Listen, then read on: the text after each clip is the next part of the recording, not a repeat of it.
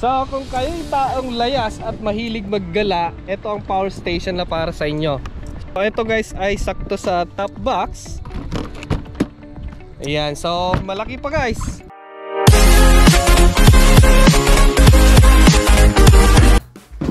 Hi guys, this is Juan Dilasag, and today's video guys ay may tanong sila kay Juan Dilasag. Ano daw ba yung power station na magandang gamitin during brownout? Pwede sa camping, pwede sa travel. So tamang-tama guys, kasi meron tayong i-review ngayon na si Thunderbox 300 Lite. So isang power station na budget, pasok na pasok sa lahat sa atin na nagbabudget ng ating pera. So eto guys, introducing Thunderbox 300 Lite. So ano nga ba kasama sa loob ng box? So napaka-budget nito guys para sa naghahanap ng mura at magandang klaseng power station. So yan. So dito sa box meron siyang kasamang charging brick. Eto guys. Then yung mismong power station, yung kanyang user manual. So yun lang guys ang kasama sa loob ng box. Ayun ah. Boom! Simpleng-simple na power station ni Thunderbox. So itong charger niya guys ay unang-una auto volt, 5 ampere, 14.6 volt.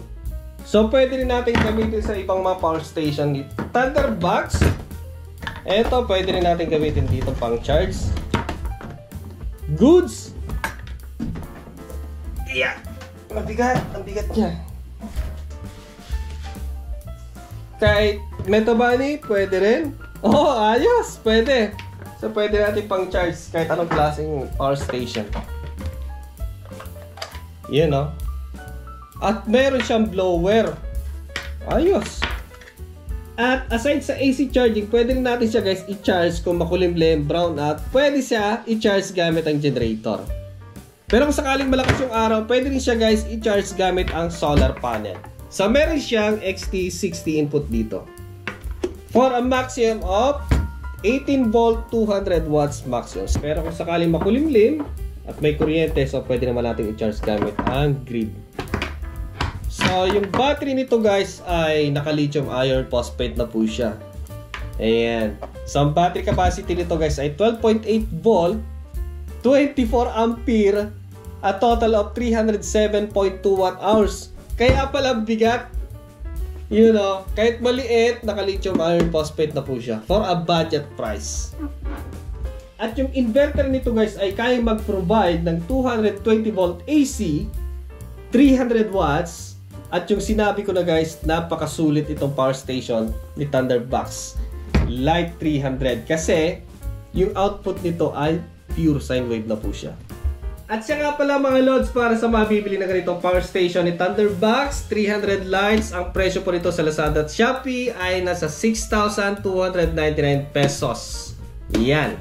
So nasa description box po yung link at nasa top comment section. Available in Lazada at Shopee. Isa pa na gustuhan ko guys ay hindi kayo magagawan sa isang outlet kasi dalawa siya.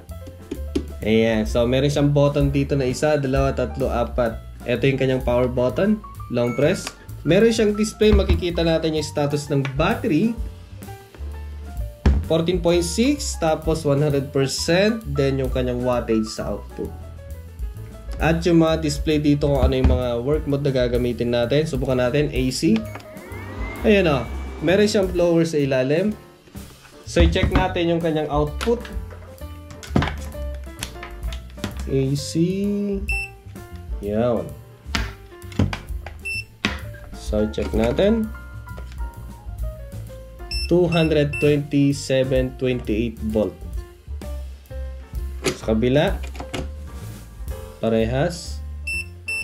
Then, sa frequency, check natin. Pure sine wave. 60 Hz pa siya. Sa kabila, still, pure sine wave. Okay, then para makita nyo yung frequency niya talaga. Yan.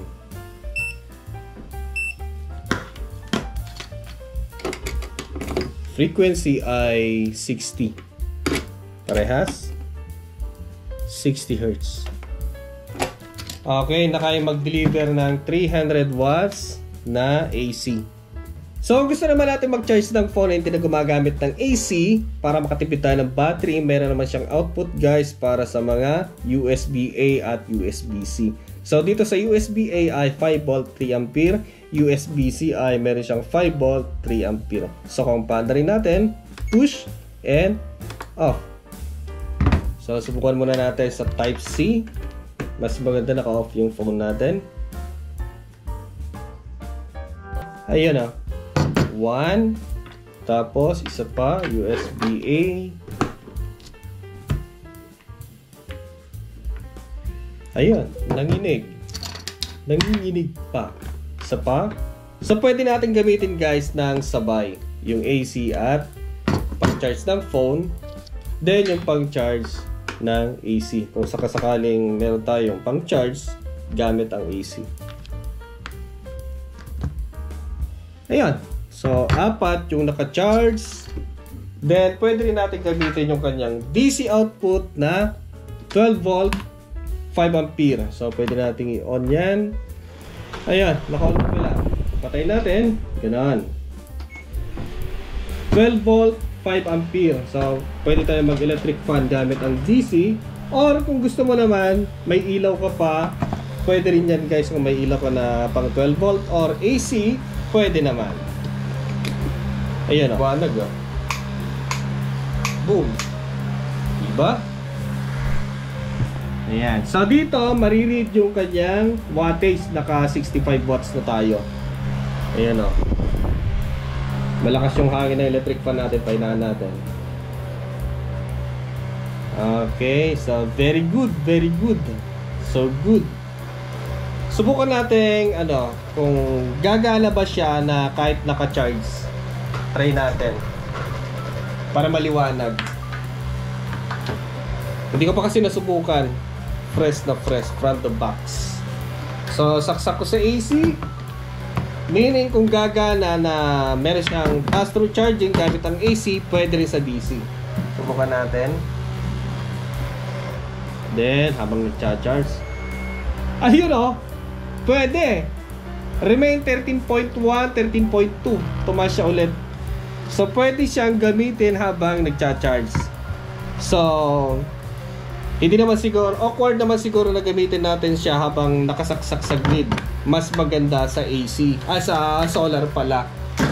Okay? Mas maganda sa solar. Para makalipre tayo sa kuryente. Ito. Bili na lang kayo ng XT60, then MC4, tapos extension niya para mahaba. Pwede kayo mag-charge. So, diba?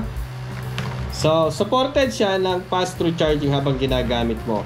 Habang tirik yung araw, nasa camping ka, nasa off-grid, so pwede mo siyang gamitin as power supply or generator.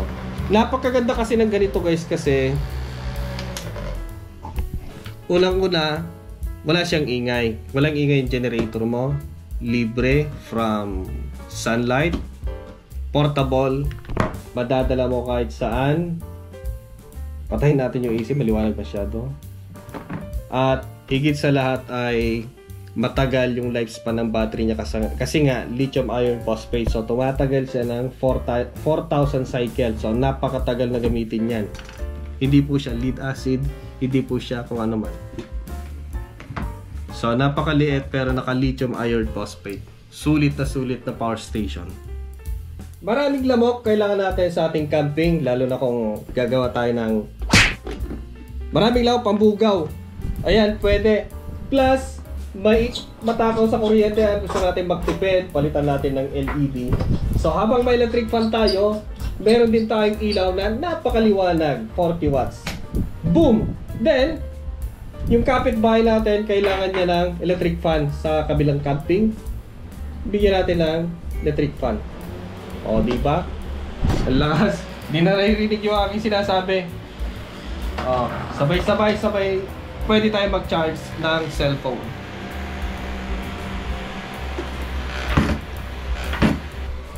Ayan guys, pinagsabay-sabay ko na siya.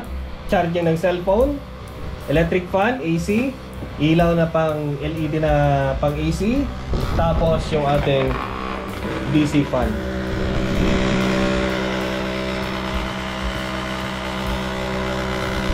May isang electric fan. At siya nga pala mga lods, si Thunderbox 300 Lite ay pwedeng ma-extend yung kanyang battery. So mas matagal natin siyang gamitin kapag meron tayong ginagamit or may pandagdag na external battery. So dito sa likod niya ay meron siyang battery input. So ito ay pwedeng mag-provide ng 12 volt out at in. So test natin yung kanyang voltage. Yan. So dito natin ilalagay yung battery na extension natin para mas tumagal yung kanyang runtime. So yan, dudugtong lang natin dyan sa likod at boom! Mas tatagal yung kanyang operation. So ganito siya guys. Lalagyan natin ng wire. So nilagyan ko na siya guys ng ganito para isasalpak nila natin. Positive yung yellow. Depende kung anong kulay yung gagamitin nyo. So, yan. Then, negative ay yung black. Okay, be careful lang guys kasi nga active yan. So, pwede siyang mag-out ng 12 volt at mag-in ng 12 volt extension. Okay?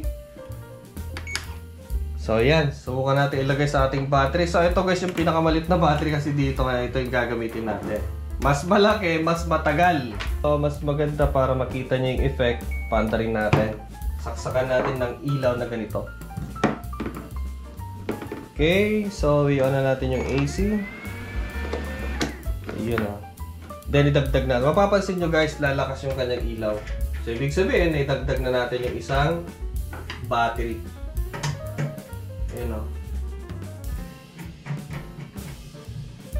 So mas matagal yung kanyang runtime kasi meron siyang external battery. So dagdagan pa natin ng electric fan. Yan. So ngayon ay mas matagal yung gamit mo kasi nga meron siyang external na battery. Ayan o. Wanto sawa ngayon yan.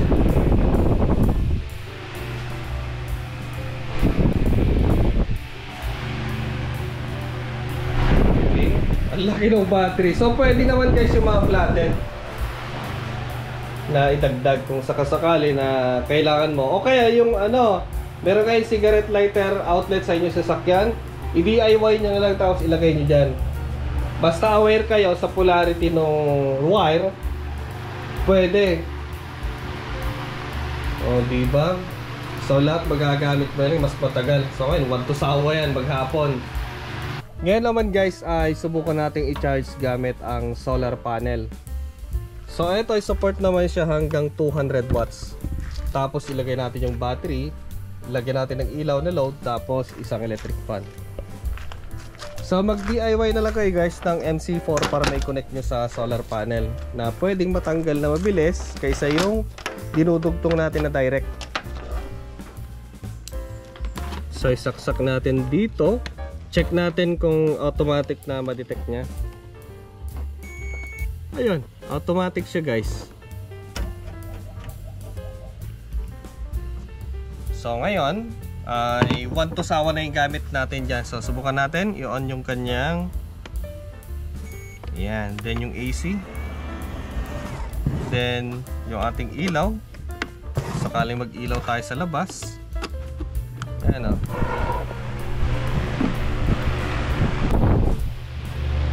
So ang labas niya ngayon ay parang off-grid inverter. Tapos pag kinalas mo to, tinanggal mo yung solar panel, magiging portable power station siya.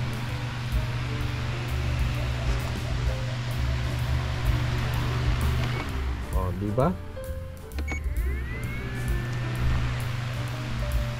So battery capacity test tayo ngayon. Tingnan natin kung gaano katagal yung kanyang lithium iron phosphate na battery. So ang battery nito guys ay 12.8, 24 ampere, equivalent of 307 watt hours. Okay? On na natin siya. Fully charged, 14.6, 100%. Easy. Okay, so start na yung timer natin.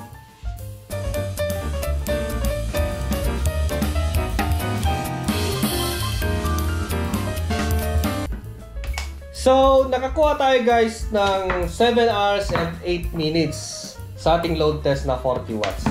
Ang battery capacity nito guys ay nasa 307.2. 307.2 divide natin sa load natin na 40 watts. Makakakuha tayo ng 7 hours and 68 minutes. My goodness!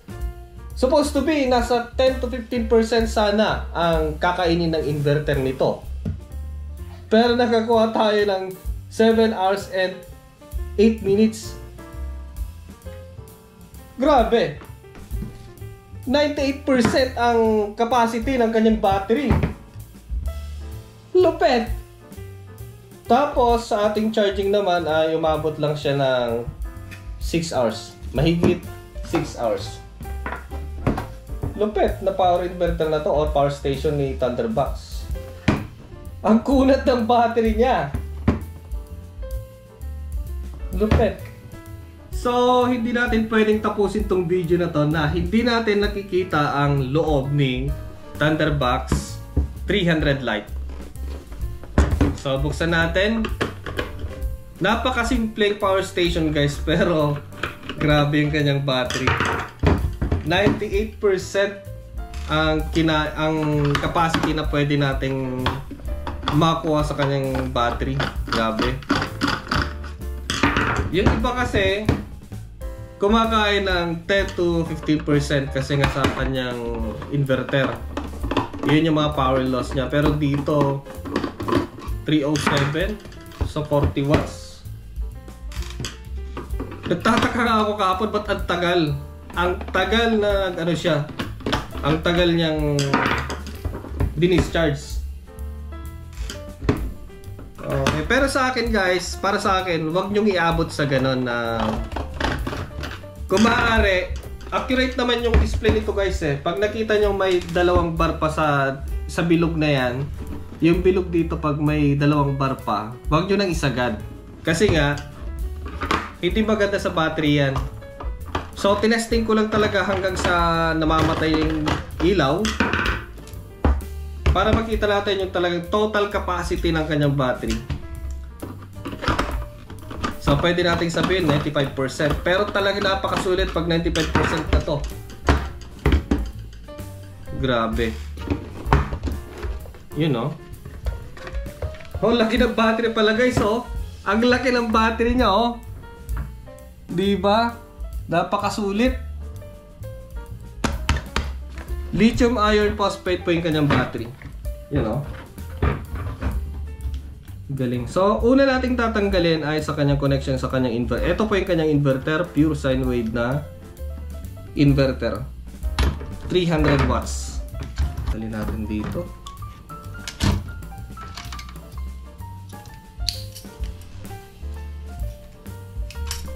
Para sa ekonomiya, bubuksan natin. Wala na. Sayang din naman to guys. Alam niyo lahat ng binubuksan kong ganito. Hanggang ngayon, ginagamit ko pa rin.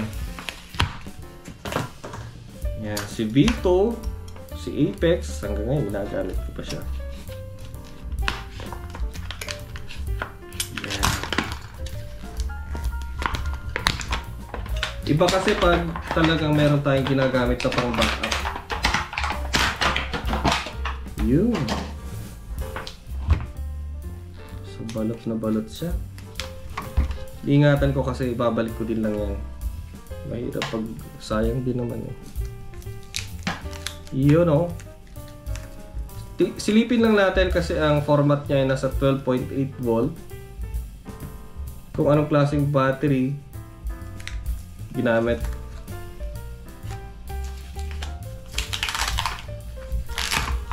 Woo! Yun o. Dito yung kanyang BMS. So, safe yung kanyang battery. So, hindi naman kasi pwedeng walang BMS yung LFP na yan. Kailangan meron yan. Always meron. Yun o. Ayun yung kanyang BMS. So, 300 watts lang naman siya. Di naman pwedeng masyadong malaki yung BMS kasi yung kakainin pa niya. So, sakto lang naman siya guys.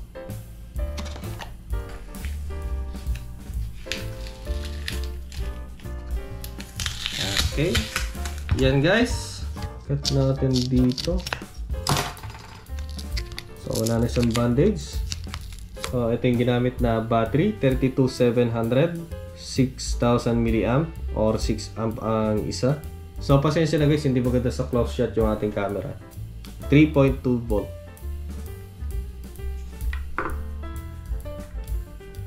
Okay, so i-compute natin kung 6 amp ang isa, 6 times 16 pieces lahat kasi nga ay tig-apat ang bawat cell. Times 16, 96 lahat, then multiply natin sa 3.2, nakukuha tayo ng 307.2 yung kanyang battery capacity. So kung i-compute natin 307.2 divide natin in 40 watts, 7 hours ang makukuha natin na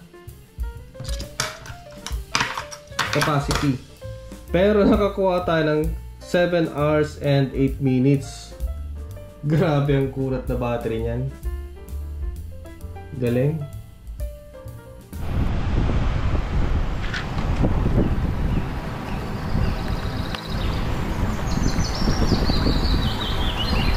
So, saktong-sakto siya guys pag may lakad ako outdoor. May pang-charge na ako sa drone ko, may pang-charge na ako sa speaker ko. Ayan.